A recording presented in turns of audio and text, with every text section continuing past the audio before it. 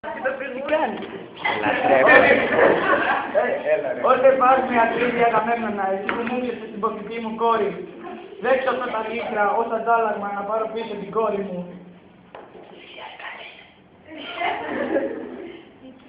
Ποτέ! Θα σου έλεγα άσχημα λόγια, γέρο, αλλά φοβάμαι πας καμιά ανακοπή. Πες μια τρίτη, είναι πολλά τα λεφτά.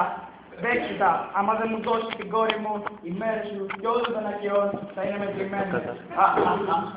Τολμάς να ζητάς σε μένα έτσι, τα λόγια σου με εκνευρίζουν τα μάλα. Όσο για την κόρη σου, δεν θα την πάρεις ποτέ. Θα σου έλεγα τι θα έπαιρνε, αλλά έχει χάρη που είναι μπροστά όλοι οι ακαιοί. Αν το Θεό τον τατά, θα πληρώσεις όλα σου τα λόγια. Μεγάλη καταστροφή θα σας βρει. Μα τι να τα κάνουν τα λεφτά σου.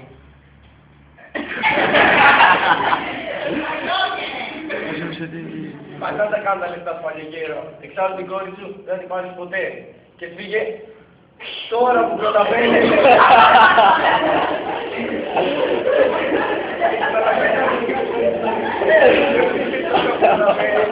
Αν δεν την δικές σου μέρες θα είναι μετρημένες. Όχι, ας τρίσεις, σε πάρει μια τρίτη Αγαμέμνονα, μη με σκοτώσεις. Εντάξει, σκότωσέ με, αλλά μη μου πάρεις τα λεφτά. Και τώρα γύρω στην κούνη και ας σου πάρετε τα λεφτά.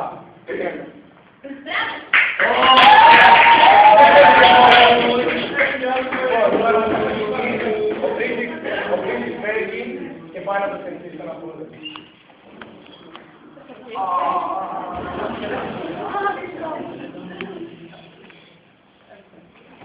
Μέγα Απόλλωνα, κάνω προσευχή. Είμαι καλή. Είμαι εγώ, ο Χρήστης. Α, εσύ είσαι Χρήση. Πες μου γρήγορα τι θες, γιατί έχω αναμένο το μάτι με μπάνιες. Και σταμάτα να κάνεις προσευχή. Θα ήθελα να ρίξεις λιμό στους αγγελούς. Το Σάββατο μπορείς? Όχι. Όχι. Δεύτερα μπορείς? Ωραία, γιατί σήμερα δεν είναι. Και τώρα τελειώσαμε.